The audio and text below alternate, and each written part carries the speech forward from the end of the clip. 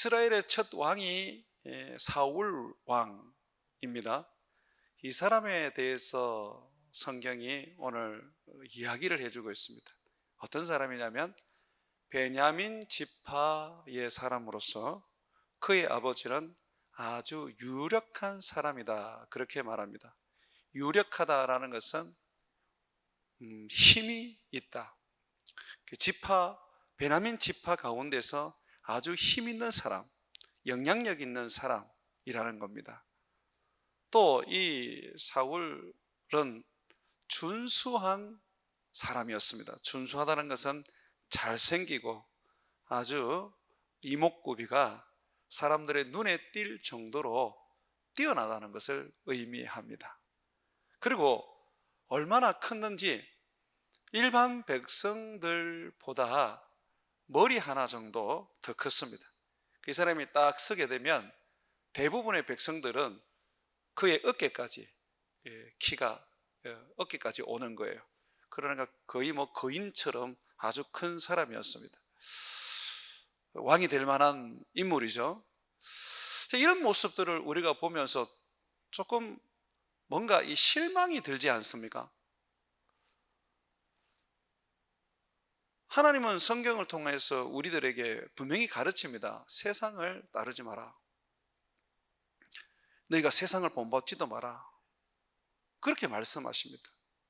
그런데 이스라엘 왕을 세우는 오늘 모습에 보게 되면, 첫 왕을 세우는 오늘 모습을 보게 되면 지금 세상과 다를 것 없는 그런 가문과 또 능력과 그리고 인물과 또 어떤 체력을 갖춘 이 사람을 왕으로 세운단 말이죠. 세상을 닮지 말라고 가르치는 성경이 오늘은 왠지 세상에서 동일한 어떤 그런 모습으로 이스라엘의 왕을 세우는 것을 우리에게 보여줍니다. 이 부분이 조금 한편으로는 조금 실망이 되는 부분이 없지 않아 있습니다. 자, 뿐만 아니라 성경을 이렇게 보게 되면 믿음의 사람들은 또 인물이 어찌 잘났는지 상당히 저 같은 사람은 주눅이 듭니다. 요셉 같은 경우 그는 이집트의 총리가 되었죠. 근데 그 사람은 얼마나 잘났습니까? 요셉이 종으로 있을 때에 그 이집트의 여주인은 요셉에게 목을 맸습니다. 하룻밤만 자자, 하룻밤만 자자. 그토록 이 요셉의 인물이 아주 출중했었습니다. 다윗은 어떻습니까? 다윗이 인물 정말 잘났습니다. 성경에 보면 이 다윗이 아주 잘생긴 사람으로 이야기합니다. 모세는 어때요? 태어날 때부터 인물이 아주 특별해서 엄마가 숨겨서 길러냈지 않습니까? 그래서 저 같은 사람은 구약에 살면 그냥 등장할 수 없는 사람입니다.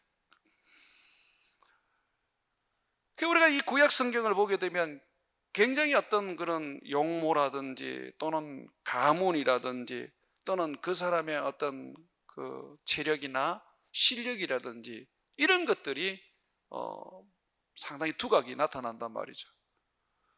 우리가 그런 것들을 보게 되면 잘생겨야 주님 서시는구나, 집안이 좋아야 주님 서시는구나 라고 생각을 하게 됩니다. 그런데 그렇지 않습니다. 그런 부분들이 성경이 주목하고자 하는 부분이 아니라 성경이 우리에게 가르쳐 주고 싶은 부분은 그 사람 속에 있는 성품입니다. 그 사람의 됨됨입니다. 여러분, 이 사울 왕, 이스라엘의 초대 왕인 이 사울은요, 정말 유력한 가문의 사람이었고 또 아주 몸도 크고 잘생긴 사람이었지만 하나님은 이것 때문에 이 사람을 선택하신 게 아닙니다. 하나님에게는 가난한 자나 부한 자나 의미가 없습니다. 잘생기거나 못생기거나 이건 의미가 없어요. 가문이 좋든 가문이 안 좋든 그건 하나님께는 의미가 없어요. 하나님께 의미가 있는 것은 이 사람이 가지고 있는 성품입니다.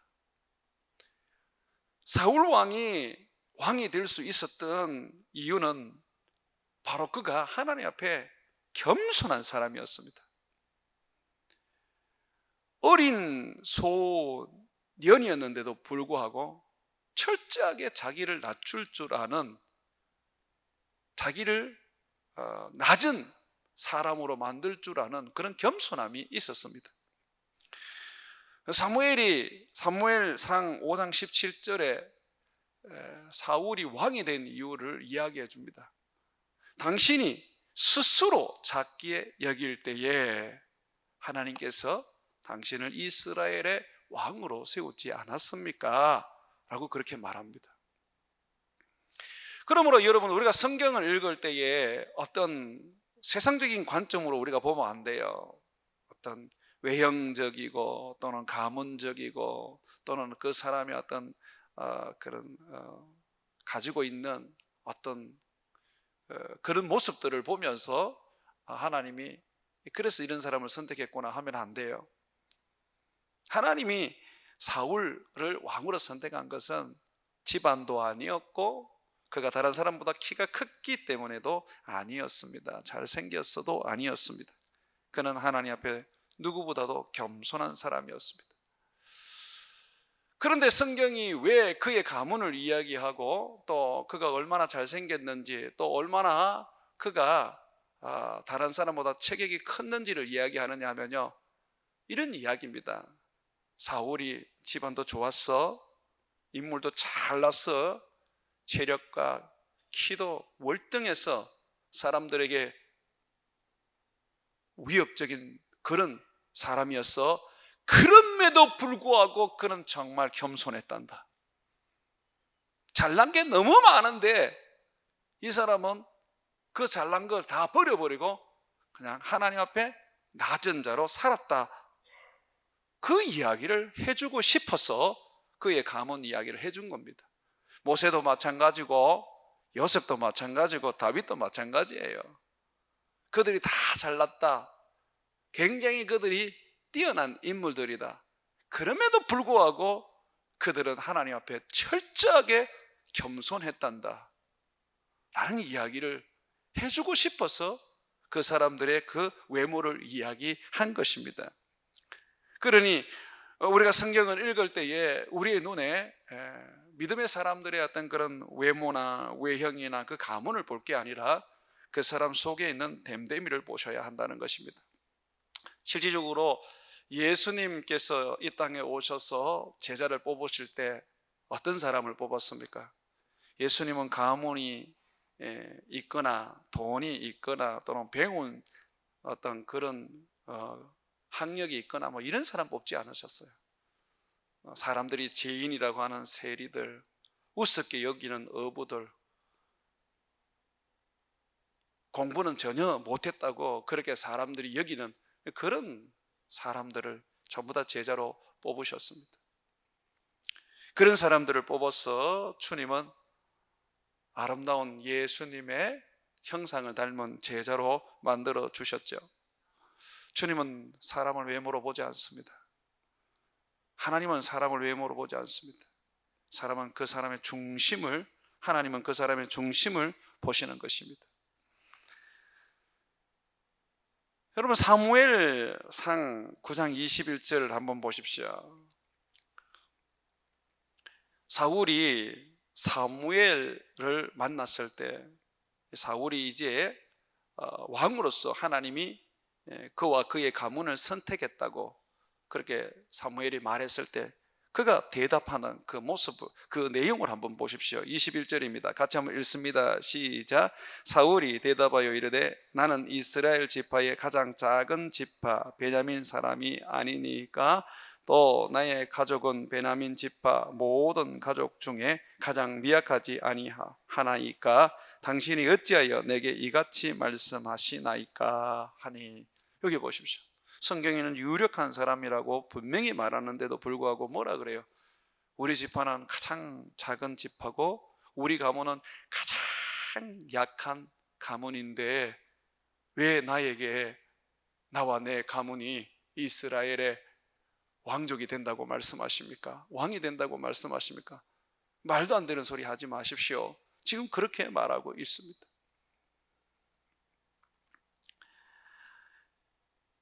이 사람이 이렇게 하나님 앞에 얼마나 겸손했던지 하나님이 바로 그를 찾으셔서 이스라엘의 초대 왕으로 세우셨던 것입니다.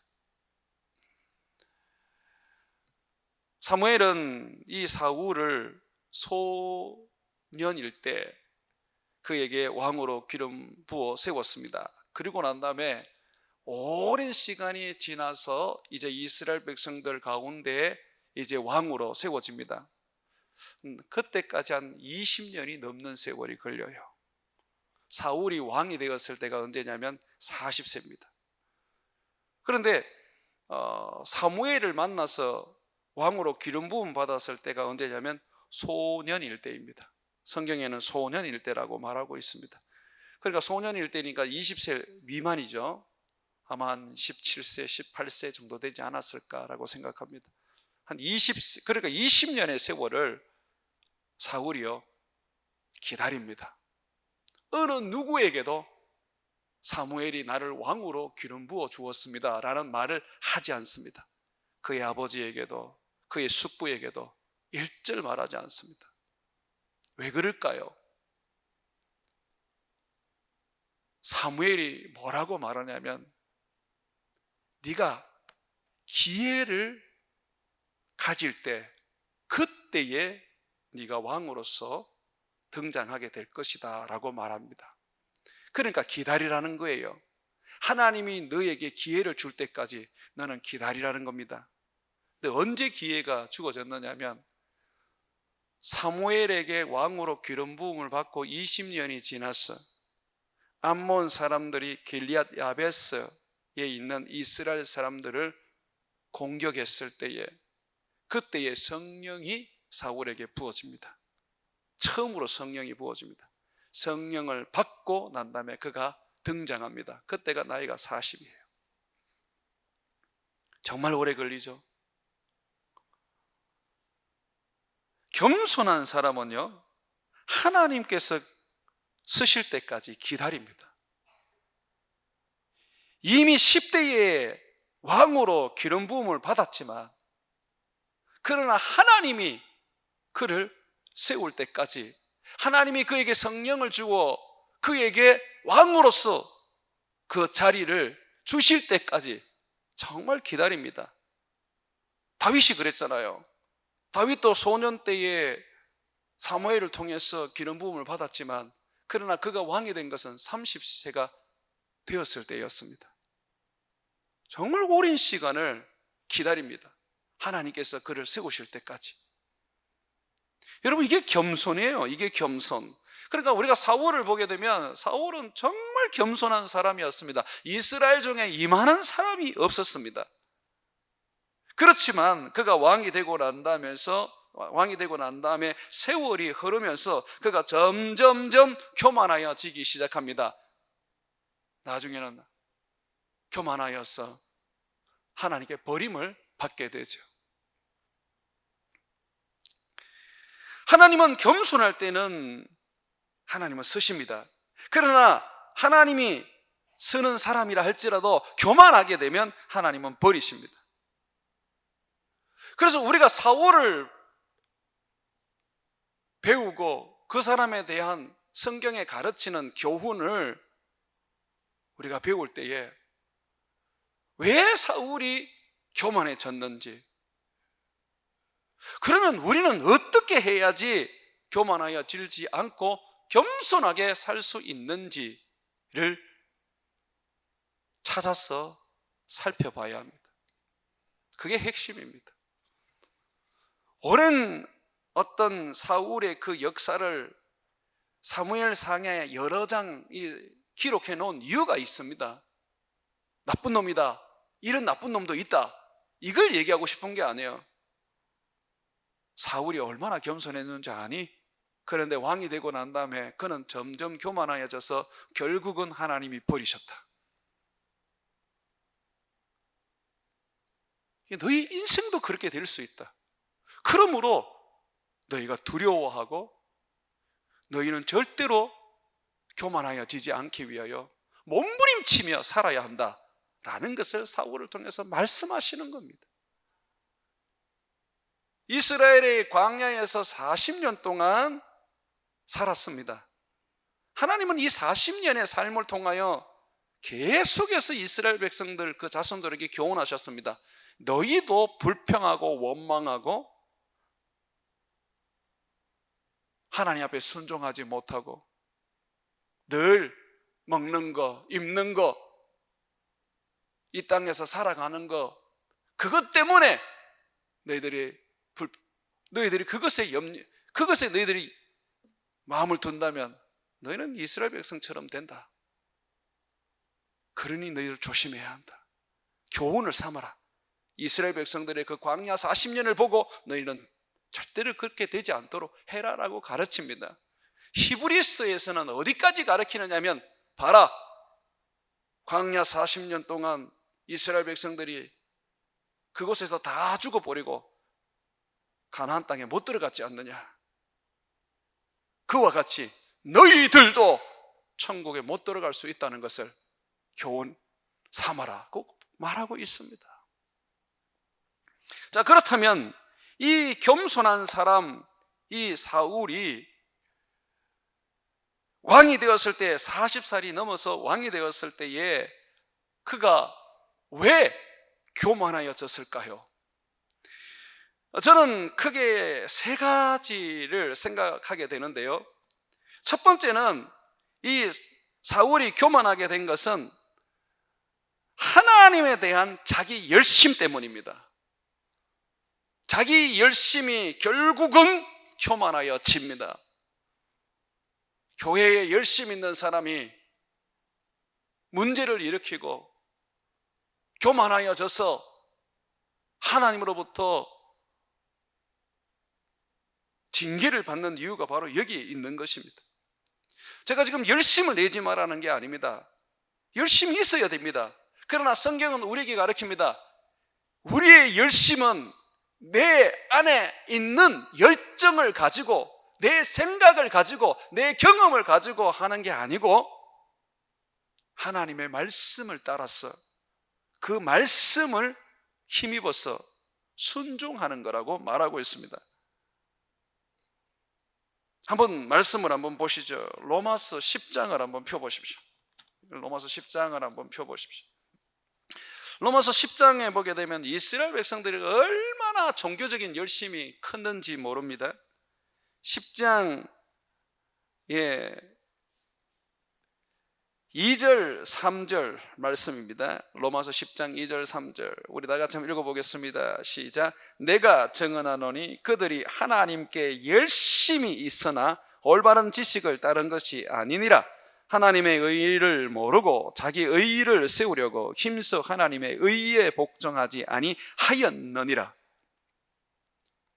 하나님을 높이고 하나님의 나라와 뜻을 위하여 헌신하는 게 아니라 결국은 지 열심은 자기의 의의를, 자기의 나라를 세우는 데에 목적이 있었습니다. 우리가 열심을 가질 때 굉장히 조심해야 되는 부분이 바로 이 부분입니다. 이게 지금 내가 지식을 따르고 있는가?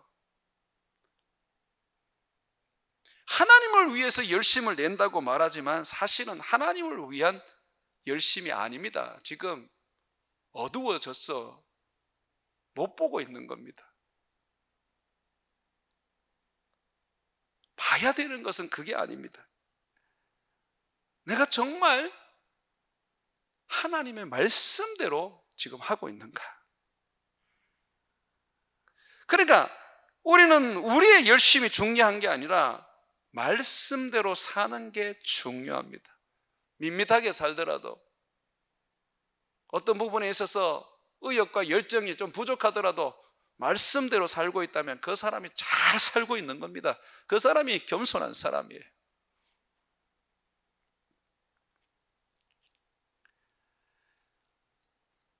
사울이 블레셋 나라와 전쟁을 하게 되었는데 전쟁을 앞서서 먼저 하나님의 은혜를 구해야 했습니다. 맞죠? 뭘 하든지 항상 하나님의 은혜가 필요하죠. 우리가 어떤 일을 하더라도 기도부터 하고 예배부터 드리는 이유가 바로 그거 아닙니까? 하나님의 은혜를 구합니다. 여러분, 장사를 해도 그렇고 농사를 지어도 그렇고요, 항상 하나님 앞에 기도가 우선되어야 되고 예배가 우선되어야 합니다. 기도가 없고 예배가 없으면 결국은 그냥 자기 경험으로 자기 실력으로 해보겠다는 것밖에 안 됩니다.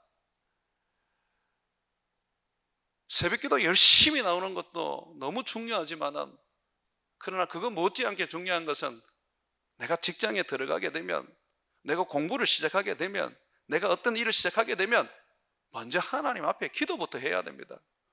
운전을 하는 사람은 운전대 잡기 전에, 시동 걸기 전에 잠깐이라도 하나님 앞에 기도를 해야 되고요. 이것이 우리들이 하나님 앞에 말씀대로 살아가는 우리들의 헌신입니다. 그래서 블레셋과의 전쟁을 앞두고 사울 왕이 이제 하나님 앞에 은혜를 구하게 되는데, 근데 그것은 사무엘이라는 이 선지자가 와야 되거든요. 그래서 선지자가 말했습니다. 7일 기다려라, 내가 가겠다. 그래서 사울이 7일 동안 기다렸습니다. 기다렸는데 오지 않는 거예요. 그러니까 백성들이 웅성웅성거리면서 서서히 집으로 가기 시작합니다. 지금 블레셋과 전쟁을 쳐야 되는데 집으로 가게 되니까 사울 왕이 안 되겠다 싶어서 자기가 하나님 앞에 예배를 주관합니다. 제사를 지냅니다. 그때에 사무엘이 오게 됩니다. 사울은요, 전쟁을 피해서 도망간 게 아닙니다. 그 당시에 이스라엘 백성들은 무기가 제대로 없었어요. 그냥 왕이나 제대로 된 칼을 하나 가지고 있었을까? 그러나 블레셋 사람들은 전부 다 철기 문화를 가지고 있었기 때문에 싸움이라는 것은 정말 골리앗과 다윗의 싸움과 같이 항상 어려운 그런 일이었습니다. 그렇지만 사울 왕은 정말 굴하지 않았어요. 당당하게 나가서 싸움하고 이스라엘 백성들에게 승리를 안겨줬습니다. 정말 좋은 왕이었어요. 그런데 이 사람은 자기 열심과 자기 헌신으로 지금 전쟁을 치는 거예요. 분명히 하나님께 먼저 은혜를 구하고, 그것도 사무엘을 통하여서 하나님 앞에 예배를 드리고 해야 하는데, 백성들이 흩어지니까 전쟁을 못 칠까 봐, 그 전쟁에서 진다는 생각은 안 했던 것 같아요. 믿음 좋죠? 전쟁을 못 칠까 봐 급하게 자기가 예배를 드리고 전쟁에 들어가려고 했었습니다. 보면 많은 분들이 이런 자기 열심으로 인해서 동일한 실수를 합니다. 내가 뛰어들어야지, 내가 저거를 내가 앞장서서 해야지 된다고 생각합니다. 한 발자국 뒤로 물러서고 한 템포 낮춰서 기도하고 하나님께 물어보고 하나님의 은혜를 구하고 난 다음에 움직일 생각을 안 합니다. 우리는 세상 사람들과 다릅니다. 우리는 하나님을 모시는 사람입니다. 우리의 하나님은 살아계십니다. 그렇기 때문에 우리는 하나님 앞에 나와 예배를 드리고 기도하면서 하나님의 은혜를 구하고 하나님의 축복을 구해야 합니다.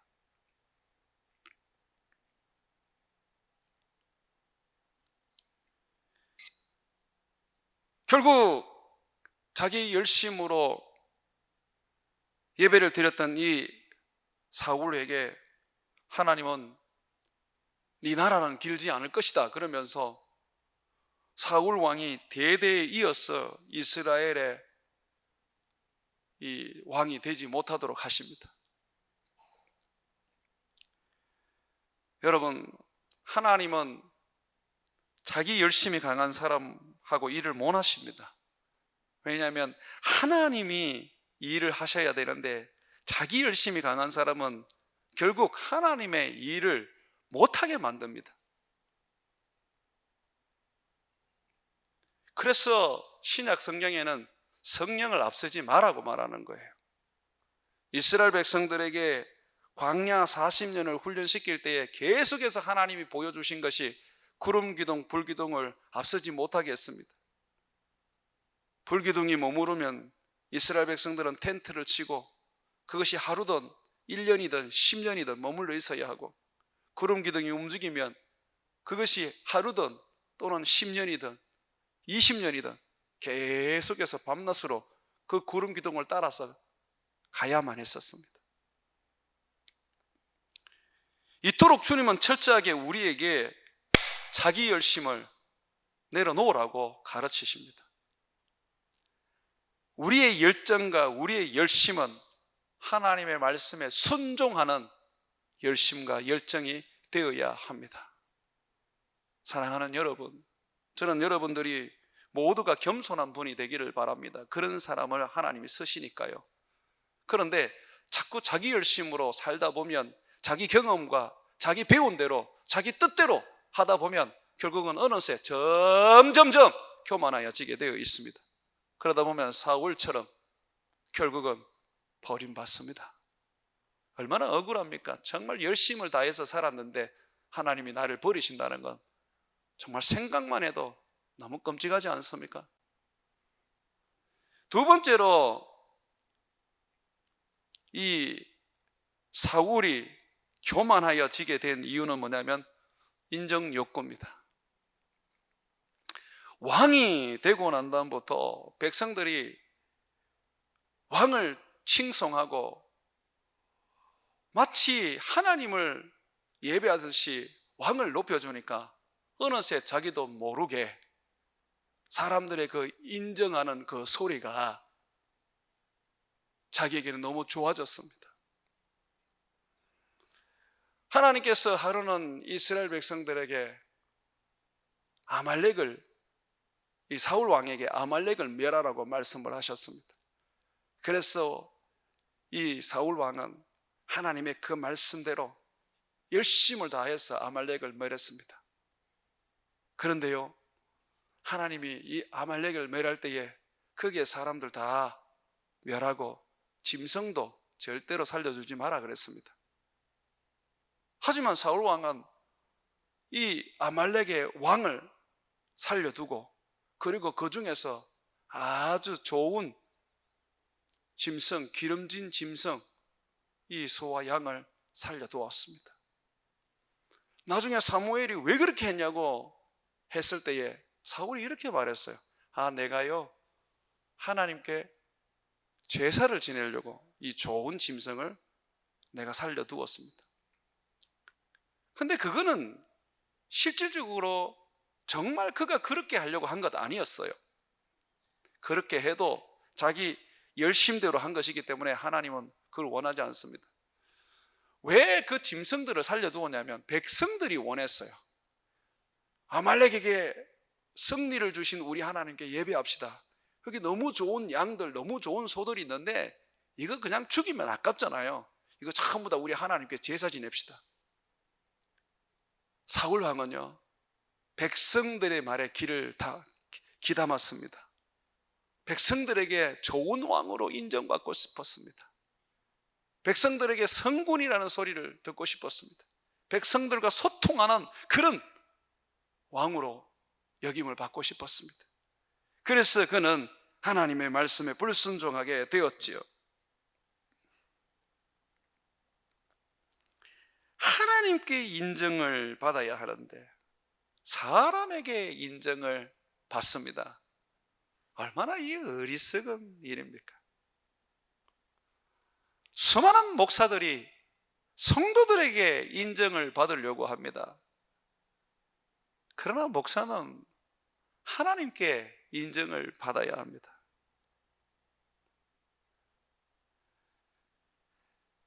하나님이 인정하지 않으면 사람에게 아무리 인정을 받아도 그 사람은 하나님께 버림받은 인생입니다.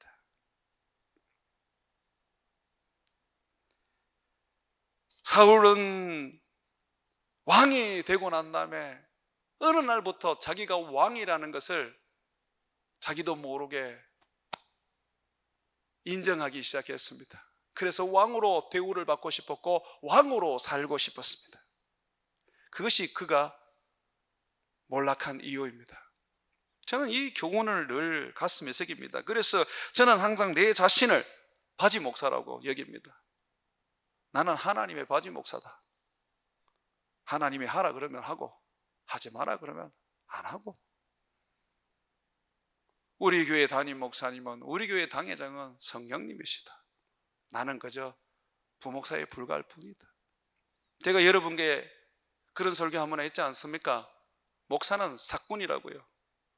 고용된 일꾼에 불과할 뿐입니다. 목자요? 무슨 목자입니까? 참된 목자는 양을 위하여 죽어야 하는데 예수님 외에 누가 여러분을 위해서 죽는단 말입니까? 제가 여러분을 위해서 죽을 수 있다고 생각하십니까? 혹시나 그걸 기대하고 계십니까? 나는 그래 못합니다. 그러니 하나님 앞에서 내 자신이요, 하나님께 잘 보이면 되는 거예요. 뭔 사람에게 인정을 받습니까? 목사에게도 시험이 있습니다. 하나님이 주시는 그 말씀을 전하면 사람들의 심기가 불편하고 사람들에게 외면을 받는다는 걸 알고 있습니다. 사람들에게 어떤 설교를 해야지 사람들이 좋아하고 기뻐하는지도 또 알고 있습니다. 근데 이것이 목사의 시험인 거예요. 하나님의 사람은요, 사람에게 인정받지 않습니다.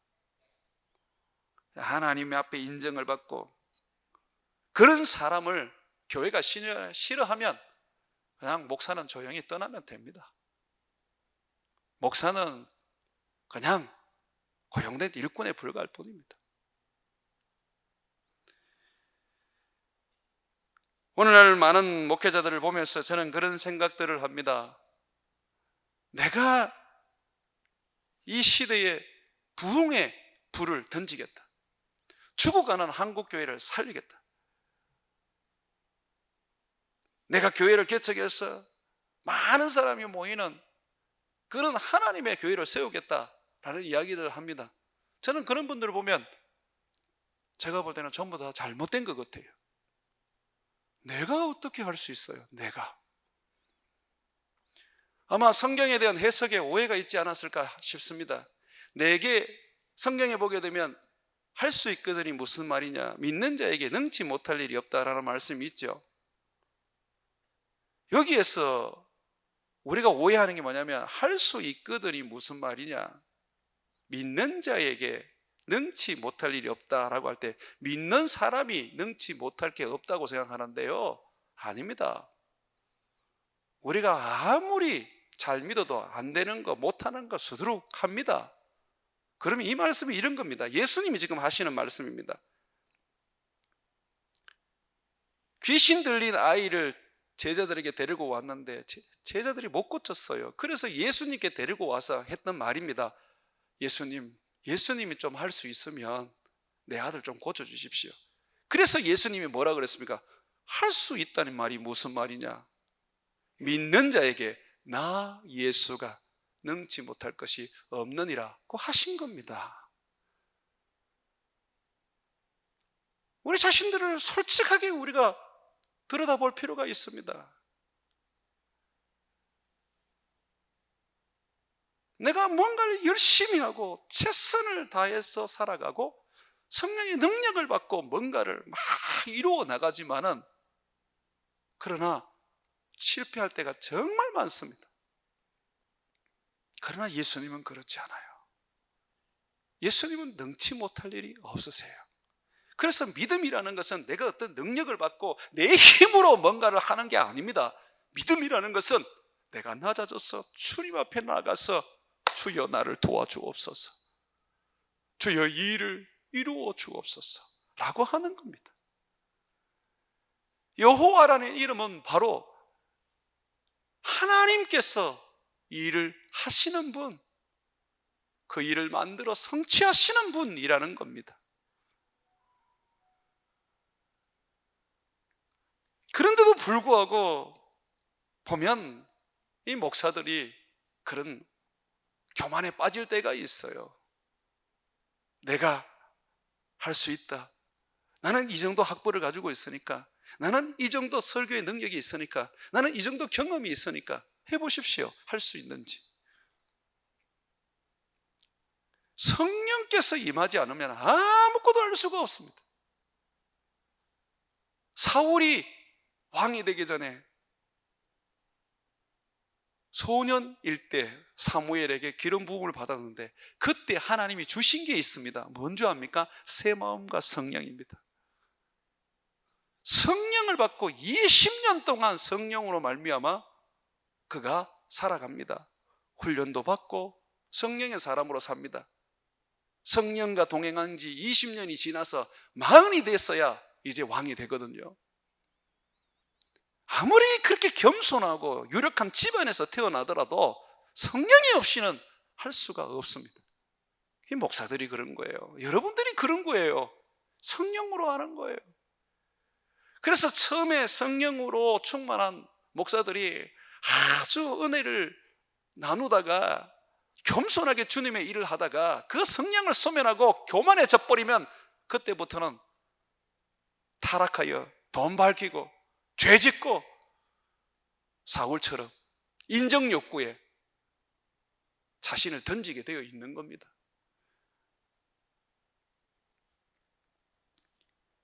왜 우리가 교만해집니까? 성령을 소멸해서 그렇지 않습니까? 왜 우리가 교만합니까? 성령을 소멸할 수밖에 없도록 늘 사람들의 그 말에 귀를 기울이고 사람들이 칭찬해 주기를 원하고 사람들이 인정해 주기를 원하기 때문에 그렇지 않습니까? 하나님은요, 때로는 우리들에게 시험을 하십니다.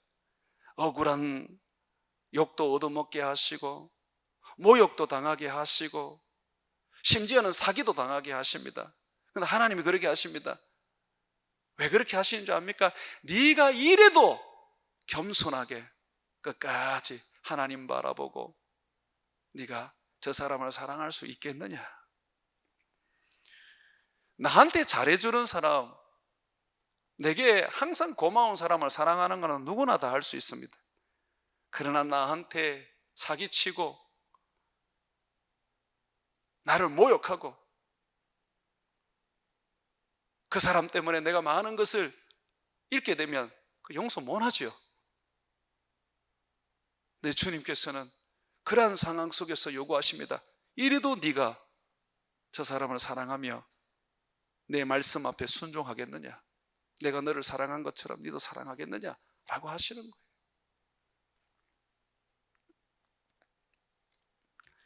세 번째로 이 사울 왕을 보게 되면요, 그가 교만해지게 될 수밖에 없었던 것은 이 사람은요, 시기, 질투를 극복하지 못했어요. 분노와 미움을 이겨내지 못했습니다. 우리는 이것을 때로는 열등감이라고 그러고 또 분노 조절 능력이라고도 말하는데요, 우리가 이 열등감을 극복하지 못하면요, 자꾸 사람들을 시기하게 되고 질투하게 됩니다. 나보다 조금 나아 보이면 그냥 못 견딥니다. 어떤 분이 자기 친구를 전도해 왔어요. 우리 교회 아닙니다. 전도해 왔는데 이제 그분이 처음 이제 예수님을 믿으면서 신앙이 쑥쑥 자라고 또 성령의 충만함을 입게 되었습니다. 근데 이 사람이 전도한 친구보다 더 좋은 믿음으로 사람들에게 칭찬을 들었습니다. 그래서 이 전도한 친구가 어떻게 했을까요? 이건 실합니다. 그 교회를 떠나서 다른 데로 갔답니다. 그 왜 그랬냐고 물어보니까 하는 말이, 쪽팔렸어. 나보다 나중에 내가 또 전도를 했는 사람인데, 나중에 믿은 사람인데 그 사람이 나보다 더 큰 믿음이 되어서 사람들이 그 사람을 더 인정을 해서 내가 부끄러워서. 시기와 질투죠. 교만입니다. 그게 이 사울이 다윗을 죽이려고 했던 그 원인이었던 것이죠. 분노와 이 미움, 이것도 이겨내야 돼요. 분노를, 어떤 일에 있어서 자꾸 분노를 내는 것은 자기가 자꾸 어렵다고 얘기하는 거거든요. 내가 억울할 수 있습니다. 그런데 그 억울함을 만드시는 분이 하나님이라면 어떡하실래요? 저 사람이 분명히 잘못했는데도 불구하고 하나님은 지금 나를 낮추시기 위해서 그렇게 하실 수가 있습니다. 그러면요, 억울하면 하나님 앞에 엎드리고 기도해야 하는 거거든요. 그걸 가지고 분노를 하고 그걸 가지고 막 이 원한을 갚겠다고 하면요, 결국은 자기 의가 드러나는 겁니다. 그래서 성경은 우리에게 말합니다. 부는요 하나님의 의를 이루지 못합니다 라고 말합니다. 사랑하는 여러분, 우리가 하나님을 믿는 데 있어서 대충 믿어서는 안 됩니다. 주님은 우리에게 겸손한 삶을 살게 하기 위하여 처음부터 주님은 겸손한 것을 가르치셨습니다. 그게 뭡니까? 자기를 부인하고 십자가를 지고 나를 따르라고 하셨습니다. 우리 자신을 부인하고 주님의 십자가를 지고 살아가는 사람은 자기 열심으로 살지 않습니다. 인정 욕구에 목마르지 않습니다. 시기와 질투하지 않고요, 분노하고 미워하지 않습니다. 자기가 없는데 뭘 해요? 나는 죽었다, 내 안에 예수밖에 없다. 바울처럼 늘 그렇게 고백하고 늘 그렇게 외치는데 어떻게 해요? 제가 여러분들에게 많이 가르쳐 드렸지 않습니까? 저도 경상도 사람이라서 혈기가 아주 큽니다. 근데 이 교회에 설립할 때도 한참 동안 혈기가 있었습니다. 그런데 그 혈기를 죽여야 되는 거예요. 방법이 그것밖에 없었어요. 나는 없다, 내 안에 예수께서 사신다. 나는 죽었다, 내 안에 예수께서 사신다. 내가 그리스도와 함께 십자가에 못 박혀 죽었나니 그런즉 이제 내가 산 것이 아니요 오직 내 안에 예수께서 사신 것이라. 그런즉 이제 내가 육체 가운데 사는 것은 나를 위하여 죽으신 예수 그리스도를 믿는 믿음 안에서 사는 것이라. 항상 예수를 외쳐야지만이 우리가 겸손해질 수 있는 겁니다. 사랑하는 성도 여러분, 사울처럼 버림받지 마십시오. 말세가 되면요, 수많은 사람들이 예수님을 떠납니다. 이미 바울을 통해서 예수님은 경고하고 계십니다. 자기들의 마음에 맞는 소리를 하는 사람들을 쫓아가고 자기들이 원하는 소리를 해주는 사람을 쫓아가는 그런 수많은 그리스도인들이 있다고 말합니다. 너희는 그렇게 살아서는 안 된다고 우리에게 경고합니다. 사랑하는 여러분, 주님을 믿는다면 주님 말씀대로 열심을 내는 겁니다. 내 자신을 부인하고 나에게 주신 십자가를 지고 예수님을 따르는 것, 이것이 바로 내가 예수님 앞에 내 열심을 내는 일입니다. 날마다 자기를 부인하고 십자가를 지고 감으로써 주님 앞에 인정을 받는 삶이 참다운 삶이고 제자의 삶입니다. 남을 나보다 낫게 여기십시오. 나한테 사기를 치고 나한테 어려움을 줘도 그 사람을 통해서 하나님 내게 뭔가를 말씀하시겠지 하고 참고 견디십시오. 여러분의 억울함은 하나님이 풀어줄 겁니다. 원수 갚는 것은 여러분이 하는 게 아닙니다. 하나님이 하시는 겁니다. 하나님 앞에 사시면 됩니다. 사랑하는 여러분, 오늘 우리 주님은 사울과 같이 겸손한 사람을 찾습니다. 나중에 교만하여질지라도 주님은 먼저 겸손한 사람을 찾습니다. 그 사람을 주님이 쓰시고 그 사람을 통하여 하나님은 그의 나라를 세우시는 것입니다. 그러므로 주님 앞에 낮아져서 겸손하게 살아가는 저와 여러분 되시기를 주의 이름으로 축원을 드립니다.